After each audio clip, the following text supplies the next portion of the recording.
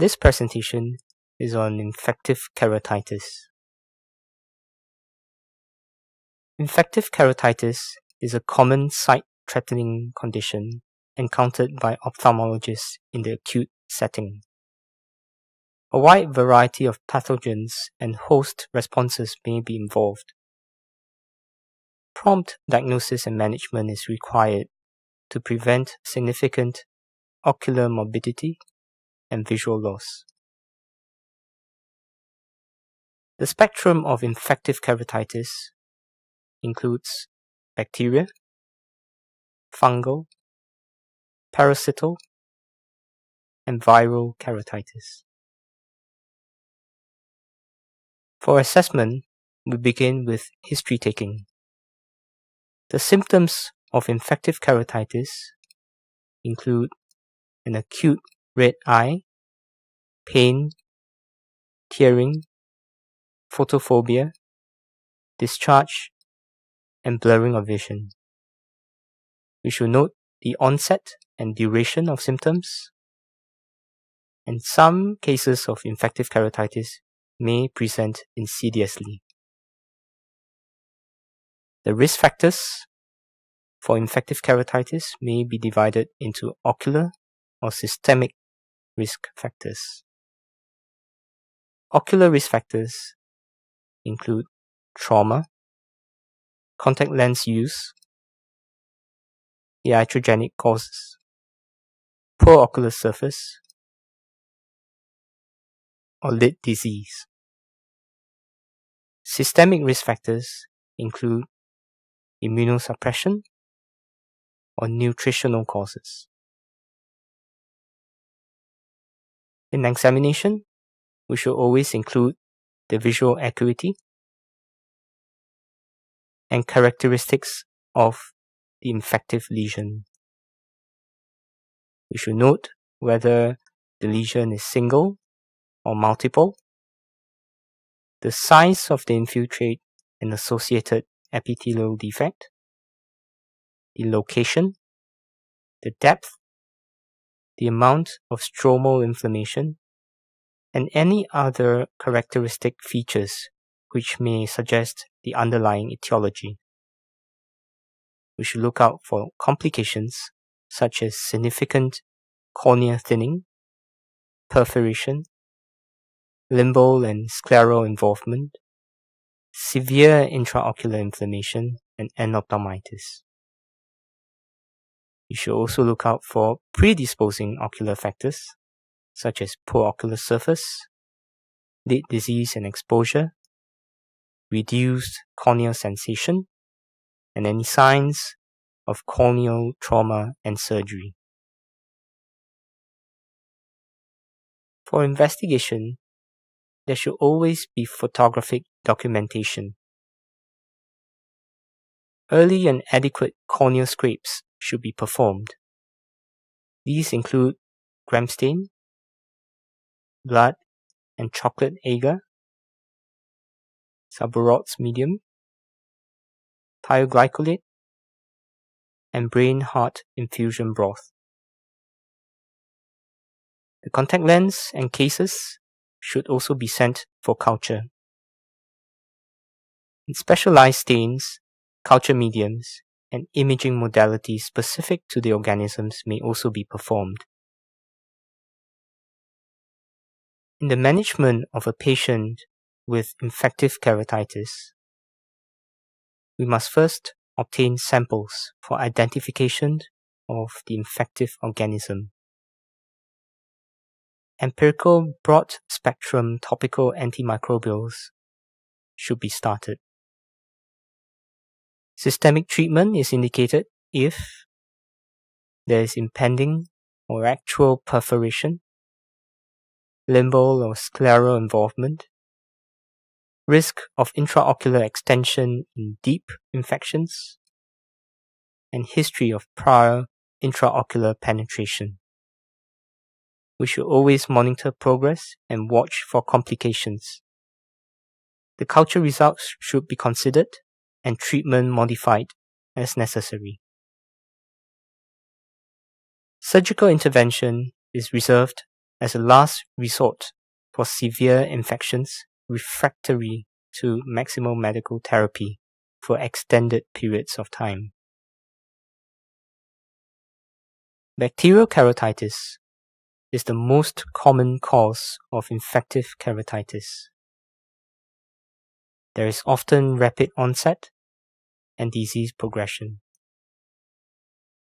The pathophysiology involves firstly the disruption of corneal epithelial barrier,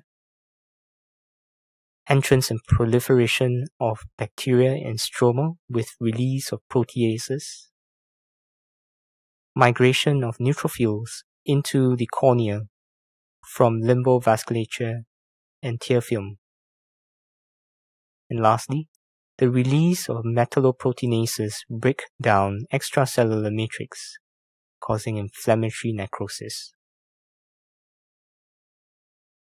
The spectrum of organisms may be gram-positive, gram-negative, or atypical mycobacteria. Common gram-positive organisms include Staphylococcus aureus, Staphylococcus epidermis, Streptococcus pneumoniae, and Bacillus. In staphylococcal infections, there is usually a round, well-circumscribed, white or yellow-white stromal infiltrate with distinct borders. The surrounding cornea is usually clear. In streptococcal infections, there is usually a serpiginous ulcerative keratitis with hypopyon. And in Bacillus cereus infections, there is an association with soil-contaminated injury, and there is often rapid progression to ring ulcer with deep abscess formation. Gram-negative organisms include Pseudomonas aeruginosa, Neisseria gonorrhea, and other less common organisms include Moracella, Proteus, Klebsiella, and Escherichia coli. In pseudomonal infection, there is often a central suppurative keratitis with surrounding ground glass appearance, and it is associated with a history of contact lens wear or trauma. In Neisseria gonorrhea infection, there is rapidly progressive conjunctivitis and fulminant keratitis. The organism is capable of penetrating intact epithelium and causing stromolysis with acute perforations. It is sexually transmitted in adults and an important cause of ophthalmia neonatorium. Atypical Mycobacterium includes Mycobacterium fortitum and Mycobacterium shalloni. They cause an intractable recalcitrant post-traumatic keratitis and require staining for acid-fast bacilli and Lowenstein-Janssen medium for culture.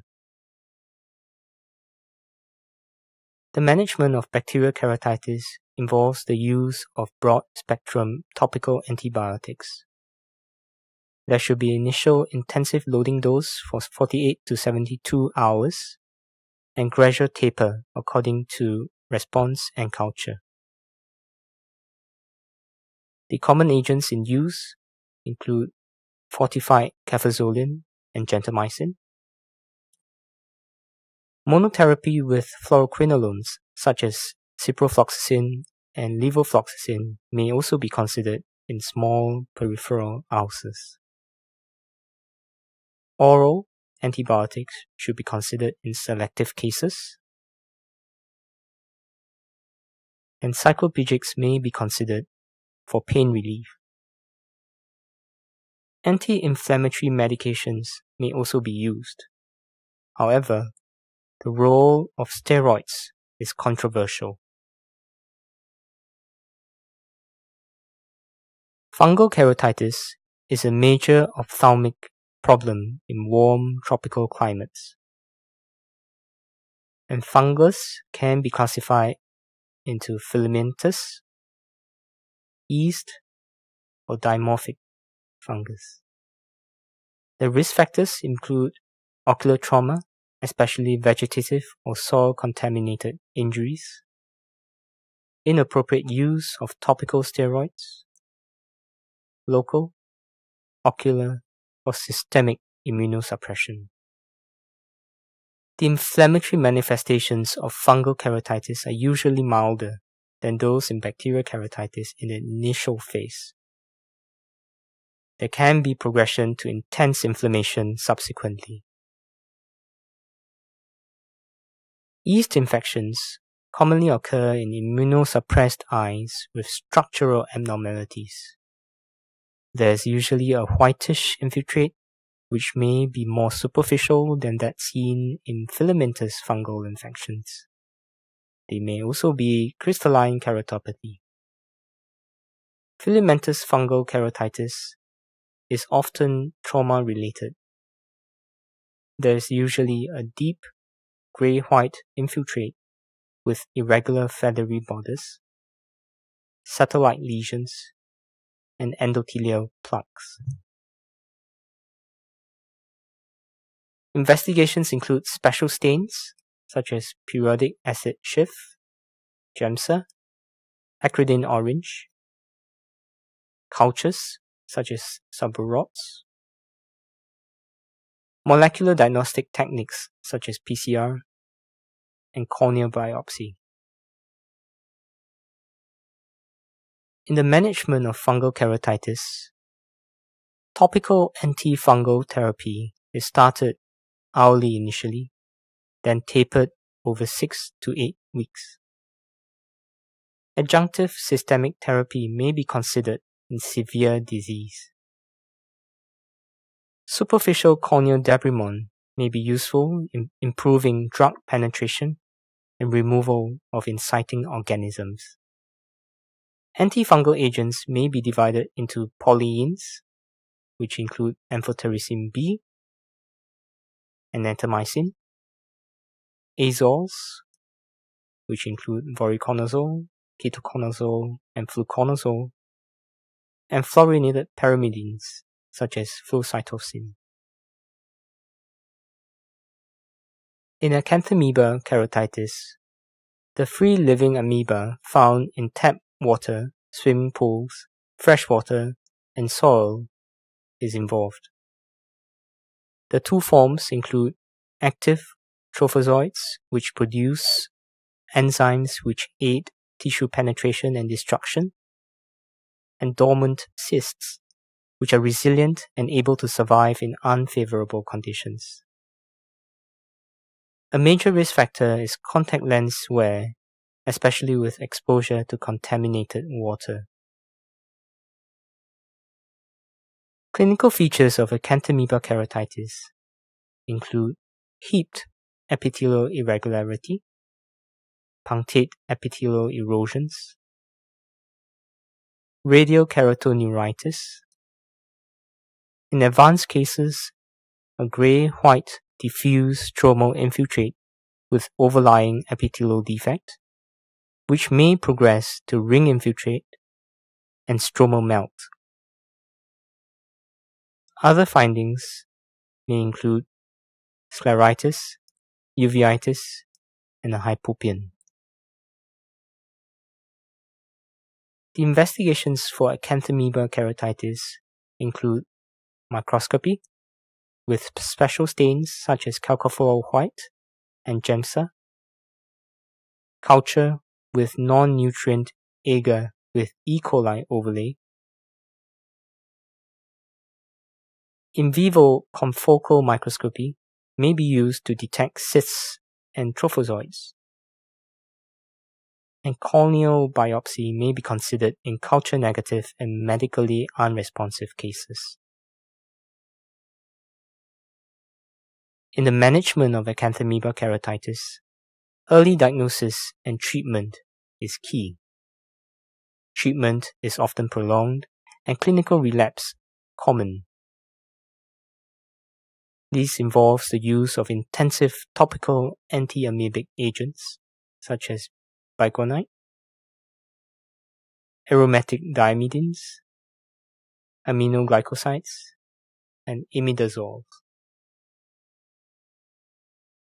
Viral keratitis may include herpes simplex keratitis or herpes zoster ophthalmicus, which is caused by the herpes simplex virus and varicella zoster virus, respectively. Herpes simplex keratitis is usually caused by HSV-1 virus and less commonly HSV-2. Primary infection usually occurs in childhood through skin and mucous membrane contact with oral lesions and secretions. Clinical features may include fever, malaise, flu-like symptoms, orofacial, ocular, or systemic manifestations. The virus then ascends via the sensory nerve axons to establish a dormant infection in the corresponding ganglia. In recurrent disease, viral reactivation occurs when the virus travels along the nerve axon to the sensory nerve endings and then to the epithelium where it replicates.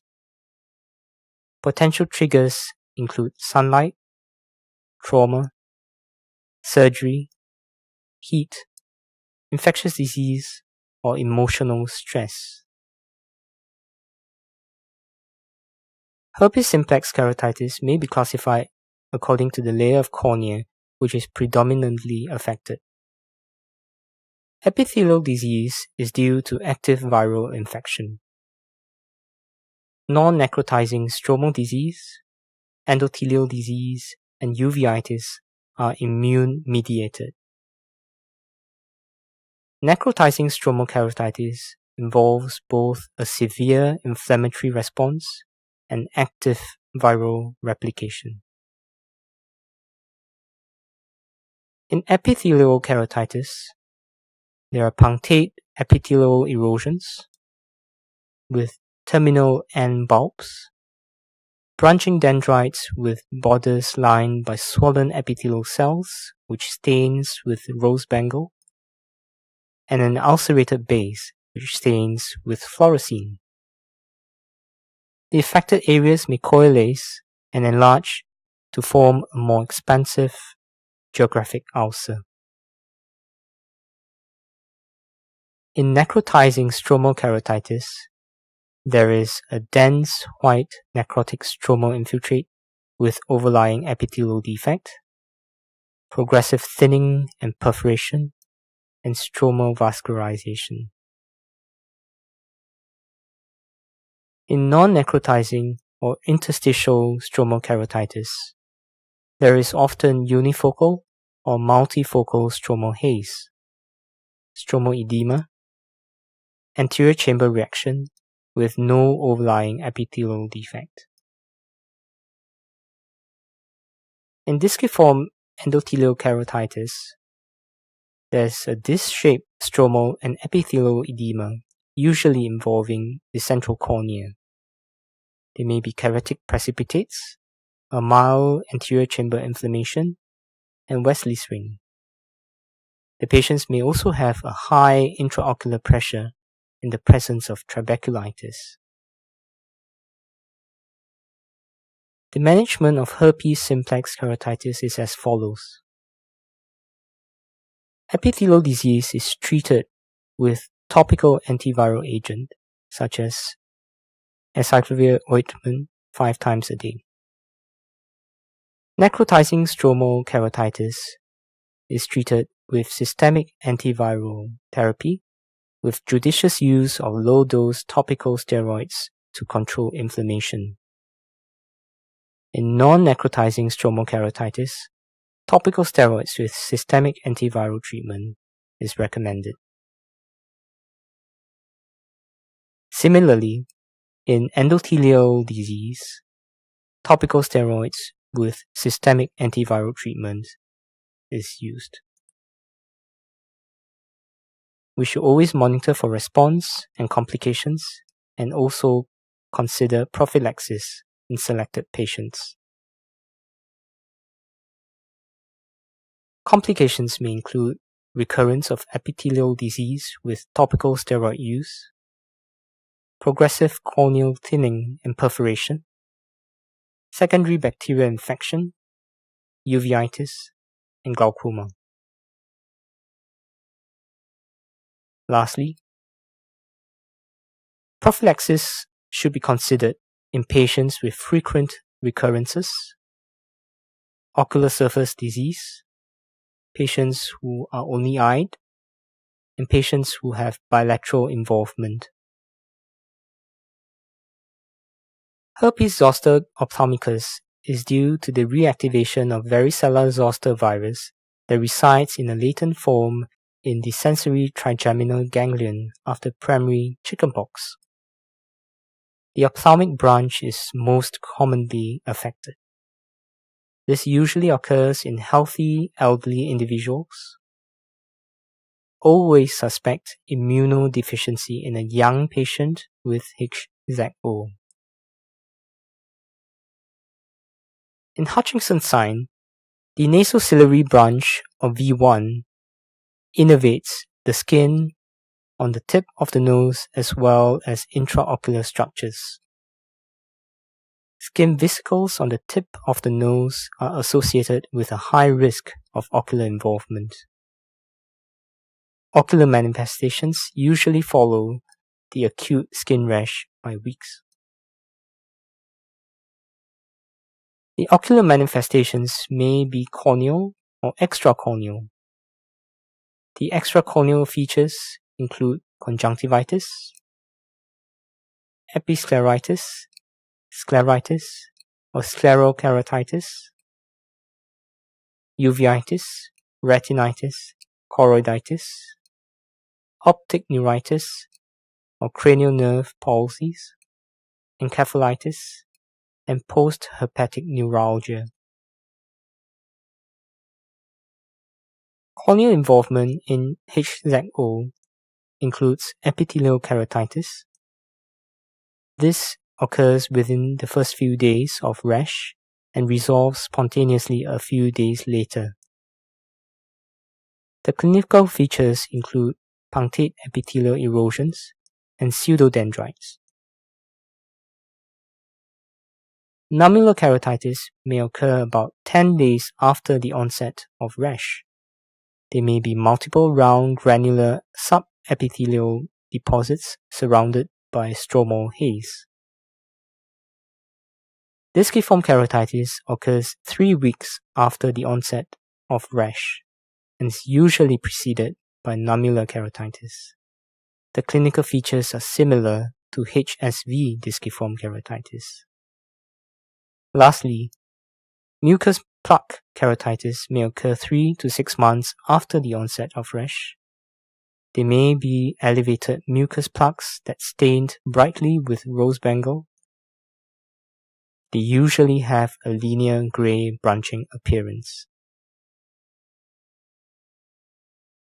Other complications include neurotrophic keratitis, exposure keratopathy, secondary to sacrificial lid changes, and lipid keratopathy. The management of HZO involves the use of systemic antiviral therapy, such as oral acyclovir 800 mg 5 times a day. Intravenous acyclovir may be required if the patient is immunosuppressed. Epithelial disease is treated with topical acyclovir ointment and lubricants. Stromal, nummular, or disciform keratitis are treated with topical steroids. And lastly, mucus plugs may be treated with antimucolytics.